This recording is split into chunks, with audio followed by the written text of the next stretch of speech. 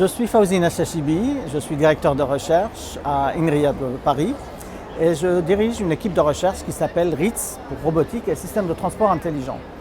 Alors l'objectif de cette équipe est de travailler sur la conception et le développement de nouveaux concepts et nouveaux systèmes de transport intelligents, que ce soit pour des milieux urbains ou des milieux routiers. Bien sûr que l'objectif final est d'améliorer la sécurité sur la route, mais aussi d'améliorer le confort, que ce soit celui du conducteur ou des usagers, et aussi de réduire les émissions de gaz. Donc il y a un triple objectif en fait, et cela passe par le développement de nouveaux concepts de mobilité, et notamment, bien sûr, le véhicule autonome. Alors le véhicule autonome se doit d'être intelligent, et pour cela, il doit avoir une espèce d'autonomie décisionnelle. Et pour avoir cette autonomie-là, il faut que ces systèmes de décision s'appuient sur des capteurs embarqués à bord des véhicules.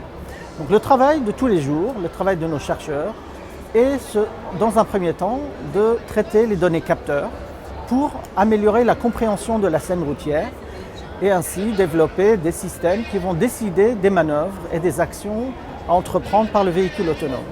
Alors les utilisations et les exploitations de ces systèmes sont importantes et nombreux.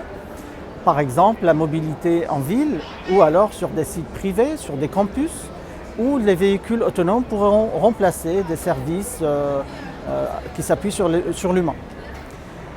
Aujourd'hui, les acteurs sont nombreux. Google, Tesla, Volvo, Renault, PSA, pour ne pas tous les nommer. Mais l'INRIA s'est distinguée par le fait qu'elle a déployé pour la première fois en 2011 un système de transport à la demande entièrement basé sur les navettes automatisées.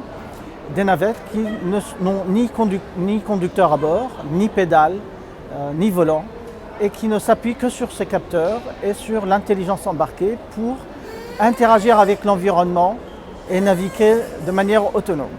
D'ici quelques années, nous pensons être en mesure de développer le véhicule de demain, le véhicule autonome et connecté, qui pourra rendre service à la fois aux conducteurs privés, mais aussi à la société en déployant par exemple des systèmes de transport de masse autonomes et intelligents.